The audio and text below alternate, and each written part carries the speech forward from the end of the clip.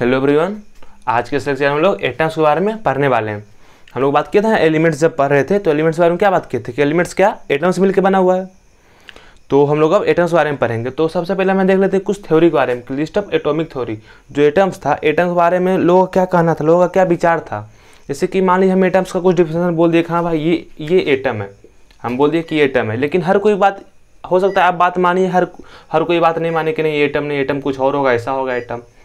तो हर किसी का, बहुत सारे साइंटिस्ट है, बहुत सारे फिलोसोफर का एटम्स का बहुत सारा डिफिनेशन दिए हैं। तो उसमें से जो सबसे ज़्यादा सही है, जैसे डेवलपमेंट होते गया और अच्छा डिफिनेशन आते गया, तो हम लोग कुछ एटॉमिक थ्योरी के बारे में यहाँ पे डिस्कस कर लेंगे, जो कि इम्पोर्टेंट है, जो कि अच्छा भी है।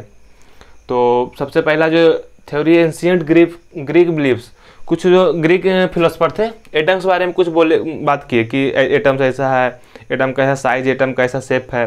उसके बारे में बात कर लेंगे सबसे पहले हम लोग। अभी हम देखते हैं, इसको एक बार लिख लीजिए आप लोग, फिर हम देखेंगे एंशिएंट ग्रीक बिलीव्स के बारे में पढ़ेंगे। हम बारी बारी से हर किसी को पढ़ेंगे। फिर दूसरा मॉडल है डाल्टन्स एटॉमिक थ्योरी।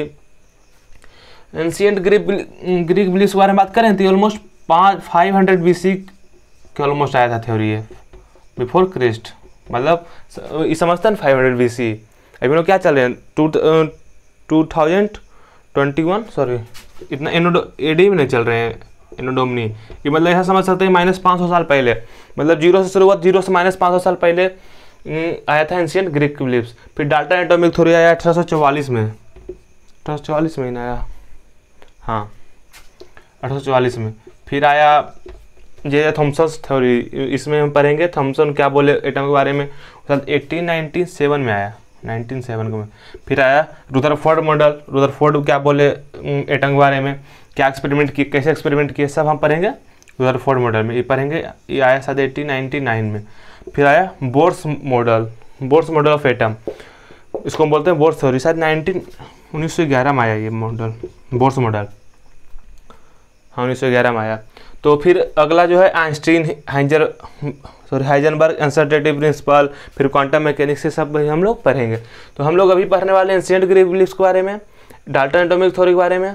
फिर हम लोग जे थॉमसन थ्योरी पढ़ेंगे, रुदरफोर्ड मॉडल पढ़ेंगे, बोर्स थ्योरी पढ़ेंगे। ऐसे तो 9th क्लास तक, 10th क्लास तक कितना ही पढ़ना है यहीं तक, लेकिन हम लोग एक और एक्स्ट्रा बोर्स थ्योरी पढ़ लेंगे यहीं पे, क्योंकि जब हम आगे जाएंगे 11-12 में तो हमारे लिए आसान हो जाएगा जब हम यहीं पे बोर्स थ्योरी पढ़ लेंगे तो। और हम लोग Heisenberg uncertainty principle, quantum mechanics, हम जब कॉलेज गए थे ना फर्स्ट ईयर में, तो वहाँ पे क्वांटम मैकेनिक्स पढ़े थे। तो आप लोग जब बीटेक कीजिएगा, फिर जहाँ से भी अगर केमिस्ट्री से BSc कीजिएगा, तो वहाँ पे आप क्वांटम मैकेनिक्स पढ़ेगा। तो हम लोग क्वांटम मैकेनिक्स नहीं पढ़ने वाले हैं, नहीं आइंस्टीन थ्योरी पढ़ने वाले हैं, नहीं हाइजेनबर्ग अनसर्टेनिटी प्रिंसिपल पढ़ने वाले हैं। इसको हम 12 में पढ़ेंगे, इस सबको बीटेक या BSc में जो भी कीजिएगा आप उसमें पढ़िएगा। तो हम लोग यहाँ पे बारी बारी से एक को पढ़ लेंगे। यहाँ पे हम अभी इस लेक्चर में कोशिश करेंगे कि 2 पूरा कर ले, डाल्टन एटॉमिक थ्योरी और एंशिएंट ग्रीक बिलीव्स के बारे में। यहीं पे हम पढ़ लेंगे थोड़ा सा, एक इंडियन फिलोसफर भी थे, उनके बारे में हम थोड़ा सा यहाँ पे पढ़ लेंगे इसी लेक्चर में। तो इसको बार लिख लीजिए। बोर्स मॉडल इसलिए पढ़ रहे हैं ना, बोर्स मॉडल बहुत इंपॉर्टेंट है इसलिए क्योंकि देखते हैं आप इलेक्ट्रॉनिक कन्फिगरेशन जानते हैं, अगर आप क्लास वगैरह किए होंगे, क्लास पर होंगे, तो हर जगह इलेक्ट्रॉनिक कन्फिगरेशन में बात किया जाता है। जैसे कि मान लीजिए सोडियम का इलेक्ट्रॉनिक कन्फिगरेशन लिखना है, तो क्या होता है 1s2, 2s2, 2p6 और 3s1, ऐसा होता है सोडियम का। हम हर किसी का पढ़ेंगे। तो हमको इलेक्ट्रॉनिक कन्फिगरेशन लिखने के लिए हम अभी पढ़ लेंगे 9-10 में इलेक्ट्रॉनिक कन्फिगरेशन लिखने के लिए सीख लेंगे। जब 11th में गए तब वहाँ पे हम सीखे थे इलेक्ट्रॉनिक कन्फिगरेशन के बारे में, लेकिन हम लोग यहीं पे सीख लेंगे हाई स्कूल में ही, मतलब 9-10 को हाई स्कूल बोलते हैं, हाई स्कूल में पढ़ लेंगे सोडियम का इलेक्ट्रॉनिक। हर कोई भी मेटल दे देंगे, कोई भी एलिमेंट आपको दे देंगे, कोई भी एलिमेंट, कोई भी एटम, उसका आप इलेक्ट्रॉनिक कन्फिगरेशन लिख दीजिएगा। तो इलेक्ट्रॉनिक कन्फिगरेशन लिखने के लिए हमको बोर्स मॉडल आना चाहिए। बोर्स मॉडल ऑफ एटम क्या है, तो इसके बारे में हम लोग पढ़ लेंगे। एक बार इसको आप लिख लीजिए, 6 का नाम लिख लीजिए, फिर हम लोग यहाँ से शुरू करने वाले हैं।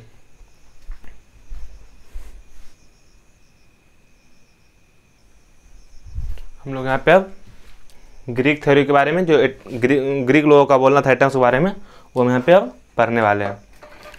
तो सबसे पहले जो ग्रीक फिलोसफर थे ल्यूसिपस एंड डेमोक्रिटस, क्या थे, ग्रीक फिलोसफर थे। इनका थ्योरी हम पढ़ लेते हैं।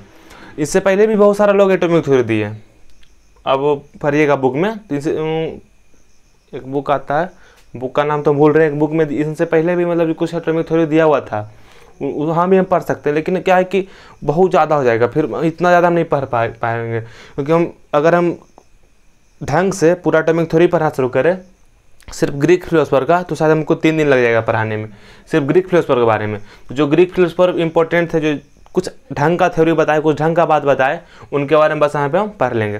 तो सबसे पहला इन दोनों का थ्योरी पढ़ लेते हैं।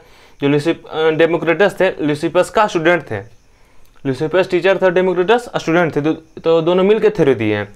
तो हम दोनों का ओवरऑल थ्योरी पढ़ लेंगे, क्योंकि मतलब हो सकता है कुछ बात ये बताएं, कुछ बात ये बताएंगे, लेकिन दोनों का जो कंट्रीब्यूशन है एटॉमिक थ्योरी में, जो हम थ्योरी पढ़ने वाले हैं, कौन क्या बोले, किनका क्या है, हम अलग अलग नहीं पढ़ पा रहे हैं। बुक में पढ़िएगा, दोनों का नाम एक ही जगह लिखा हो रहेगा। अब कोई भी बुक उठा लीजिए ना, दोनों का नाम एक ही जगह लिखा हो रहेगा। या कितना लोग का मानना है कि सिर्फ यही थ्योरी दी है, लेकिन हम यहाँ पे दोनों का नाम लिख लेते हैं। हम मानते हैं कि दोनों का थ्योरी हम पढ़ने वाले हैं। तो शुरू करते हैं। इनका थ्योरी था, ये जो थ्योरी है ऑलमोस्ट 460 BC में आया है, क्योंकि यहाँ पे इनका जन्म हुआ है शायद, मतलब अब ये कोई फिक्स डेट नहीं है, ऑलमोस्ट आप समझ सकते हैं 500 BC से 400 BC बीच में इनका थ्योरी आया है। कितना बुक में 430 BC लिखा हो रहता है, कितना 500 BC लिखा रहता है, हम लोग 500 से 400 BC बीच में देख रहे हैं कि दोनों, मान लेते हैं कि दोनों बीच में आया है। तो पढ़ते हैं इनका स्टेटमेंट क्या था थ्योरी के बारे में। The universe is composed of 2 elements the atom and the void in which they exist and move. इनका बोलना था कि जो यूनिवर्स है 2 एलिमेंट से सिर्फ मिलकर बना हुआ है, एक एटम्स और दूसरा वॉइड। मतलब जैसे समझ सकते हैं, ये मानिए यूनिवर्स का कोई हम पार्ट ले रहे हैं, तो ये मानिए दो ही एलिमेंट से मिलकर बना हुआ है। कौन कौन से? एक एटम्स, ये एटम्स हो गया, और दूसरा क्या हो गया? स्पेस हो गया। देखिए इसके बीच में स्पेस आ रहा है कि नहीं, 2 एटम्स के बीच में स्पेस है कि नहीं, देखिए ये स्पेस हो गया, ये सब क्या स्पेस है, ब्लैक कलर वाला, जब क्या, तो दुनिया यूनिवर्स में जितना एलिमेंट्स है सब 2 एलिमेंट से यूनिवर्स में जितना सब्सटेंस, जितना सब हर चीज़ सिर्फ 2 ही चीज़ से मिलकर बना हुआ है, एक एटम्स और दूसरा वॉइड से। वॉइड मतलब बीच में जो स्पेस होता है उसको बोलते हैं वॉइड, जिसमें वो मूव करता है। क्या इसमें इनका बोला था कि क्या एटम मूव करेगा, कोई भी सब्सटेंस का एटम क्या मूव करता है, उसमें एग्जिस्ट करता है और वो एटम वहाँ पे मूव करता है। तो हम कुछ पॉइंट बना के लिख लिए हैं इनका थ्योरी बारे में, इसको आप समझ लेते हैं एक बार एक एक करके।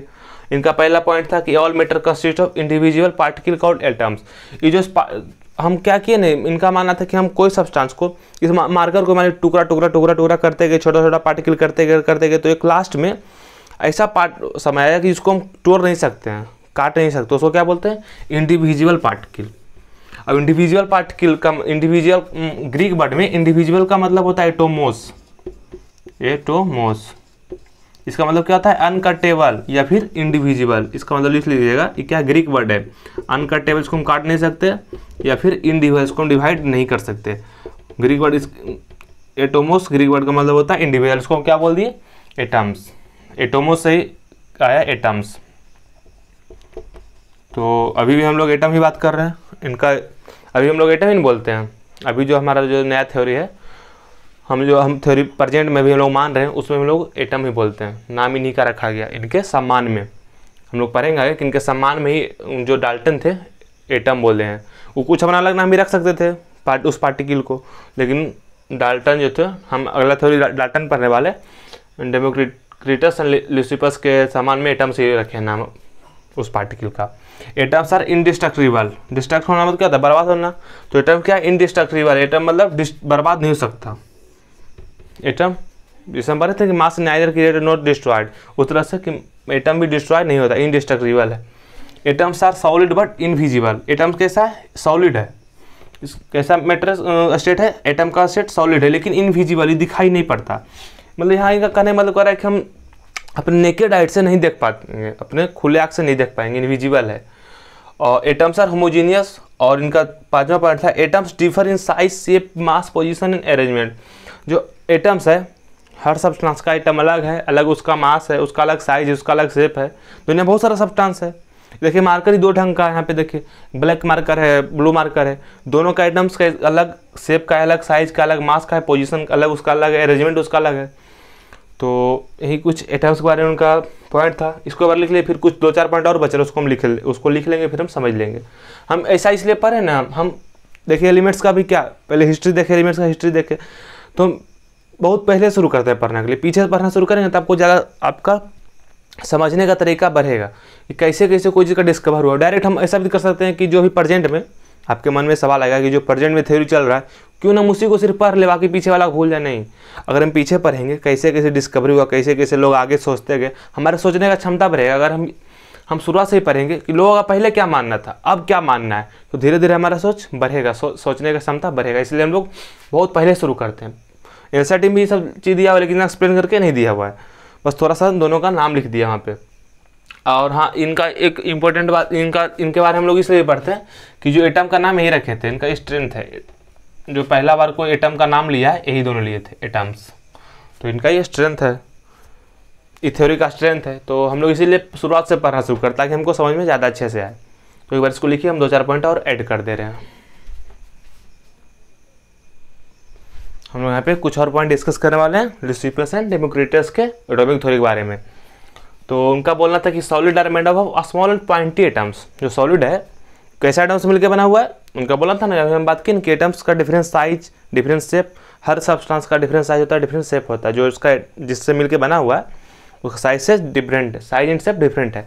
तो सॉलिड कैसा एटम से मिलकर बना हुआ है, जिस small atom and pointy atom. Pointy atom मतलब नुकीला एटम से, कुछ ऐसा नुकीला, ऐसा बोलते हैं नुकीला, कील टाइप के एटम से मिलकर सॉलिड बनाया है। और लिक्विड जो है वो लार्ज एंड राउंड एटम्स मिलकर बना हुआ है। देखिए सॉलिड स्मॉल एटम्स मिलकर बना हुआ है और लिक्विड लार्ज एटम्स मिलकर बना हुआ है, और लार्ज एंड राउंड गोल, यहाँ पे गोल और यहाँ पे पॉइंटी नुकीला एटम्स मिलकर बना हुआ है। और ऑयल जो है तेल very fine and small atoms मिलकर बना हुआ है, बहुत फाइन, बहुत महीन and fine atom that can easily slip over each other. जो ऑयल है बहुत महीन एटम्स मिलकर बना हुआ है, जो कि एक दूसरे पे स्लिप कर जा रहा है। इनका ही एटॉमिक थ्योरी था। और एक और पॉइंट आप लोग इंपॉर्टेंट पॉइंट ऐड कर सकते हैं, difference in atomic shape and size determine the various properties of atom. जो एटम का साइज एंड शेप में डिफरेंट है, जैसे कोई पॉइंटी है, कोई नुकीला है, कोई गोल है, यही कारण से डिफरेंट सब्सटेंस का डिफरेंट प्रॉपर्टीज आता है। हम बात करते हैं ना कि दुनिया में बहुत सारा सब्सटेंस, हर किसी का अलग अलग प्रॉपर्टी, अलग अलग फिजिकल प्रॉपर्टी, केमिकल प्रॉपर्टीज है। यहाँ भी बोल रहे हैं कि अलग प्रॉपर्टी क्यों आ रहा है, क्योंकि हर एटम का different size and different shape है। तो हम यहाँ पे एक एग्जाम्पल लिए, सोरोनस क्या आता है, soreness caused by needle shaped atoms. एक मिनट, यहाँ पे बोले कि सोरोनस खट्टापन जो है कैसा, नीडल शेप्ड एटम के कारण होता है। हम लोग को सब कितना चीज खाते हैं, खट्टा लगता है, खट्टा क्यों लगता है, इनका बोलना था क्योंकि उसका जो एटम से मिलकर बना हो कैसा, वो नीडल शेप्ड एटम है, नुकीला एटम है। And while the colour white, जो उजला कलर है, बस compose of smooth surface atom.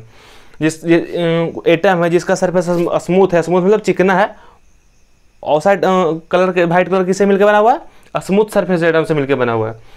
The atoms of soul, उनका बोलना था कि जो आत्मा है, आत्मा भी एटम से मिलकर बना हुआ है। जो हमारे शरीर के अंदर आत्मा भी एटम से मिलकर बना हुआ है। The atoms of soul were considered to be particularly fine, जो सोल का एटम है बिल्कुल ही शुद्ध है, बिल्कुल ही महीन है, बिल्कुल ही विशेष रूप से महीन है, बहुत महीन है, और प्योर है, पूरी तरह से प्योर है। तो कुछ इनका ये पॉइंट था, इसको आप लोग लिख लीजिए, फिर हम लोग अगले फिलोसफर के बारे में पढ़ने वाले हैं।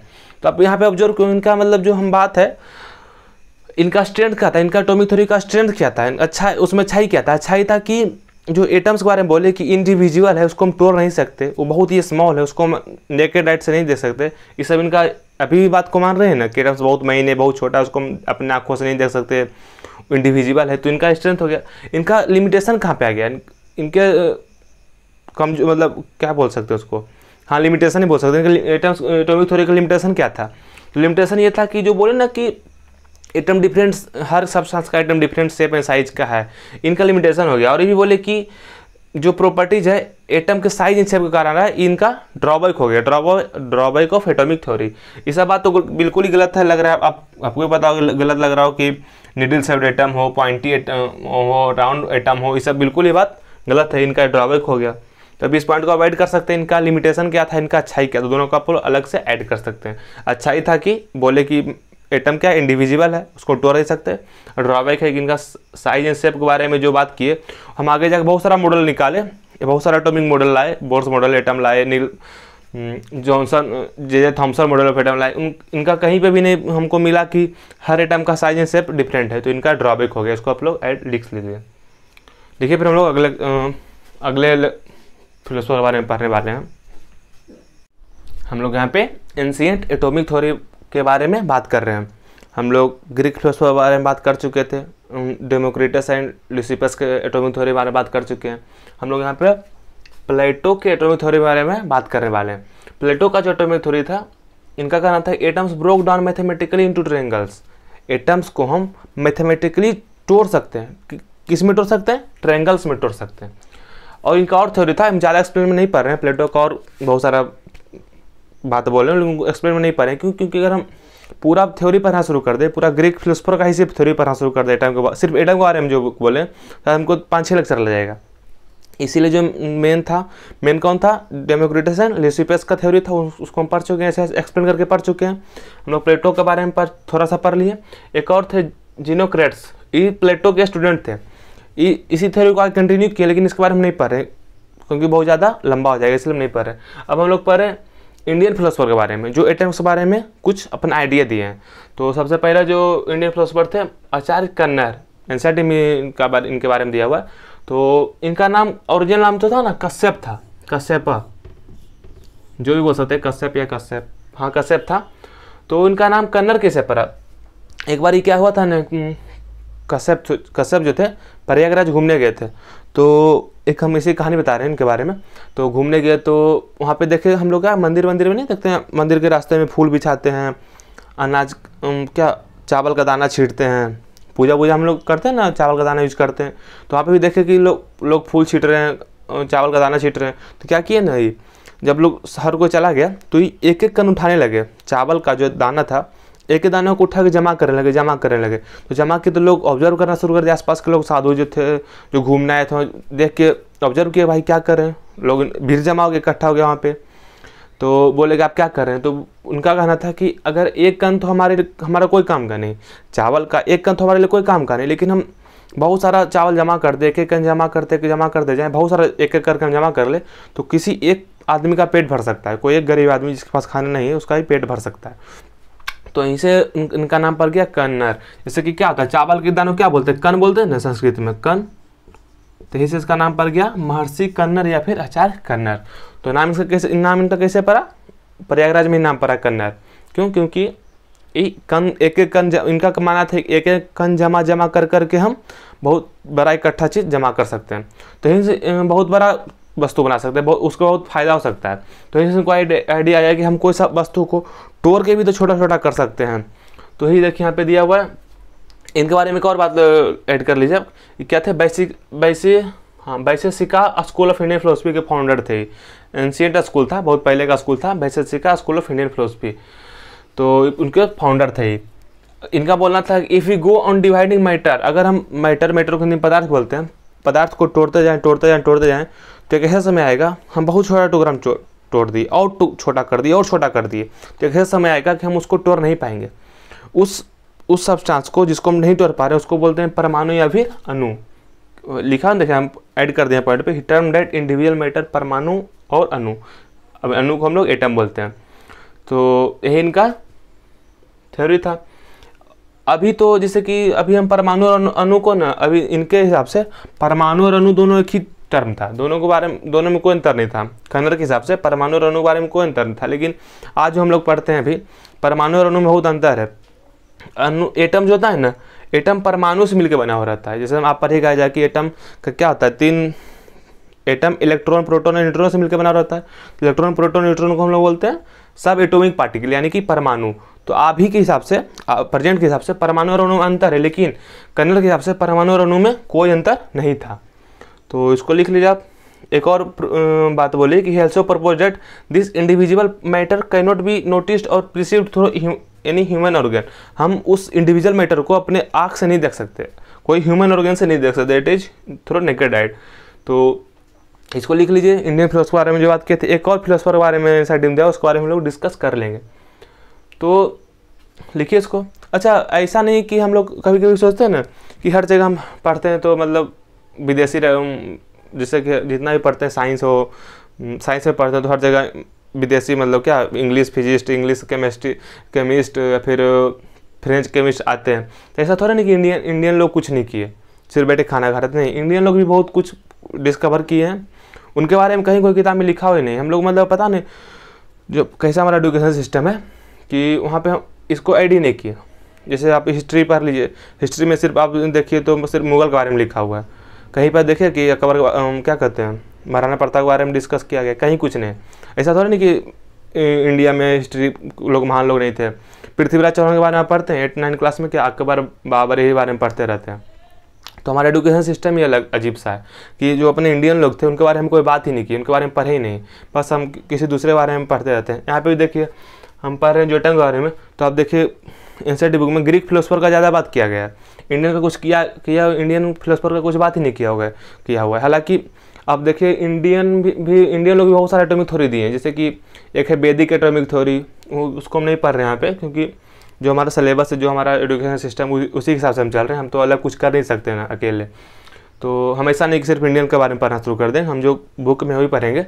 लेकिन है जैन लोग भी बहुत सारे एटॉमिक थ्योरी दिए थे, मतलब 600 BC के आसपास ही, तो हम नहीं पढ़ रहे हैं, बस जो एनसीईआरटी में दिया है उसी को हम यहाँ पे डिस्कस कर लेंगे। लेकिन हम लोग को ये नहीं मानना है कि इंडियन लोग कुछ किए ही नहीं, इंडियन लोग बहुत कुछ किए, बहुत कुछ डिस्कवर किए, लेकिन उसके बारे में हम जानते ही नहीं, क्योंकि हमारे किताब में तो लिखा हुआ ही नहीं। वो पता नहीं कैसा एजुकेशन सिस्टम है, कौन ऐसा बनाया सिस्टम, जो भी हो इसको लिखिए। फिर हम लोग आगे थोड़ा सा और कंटिन्यू करते हैं।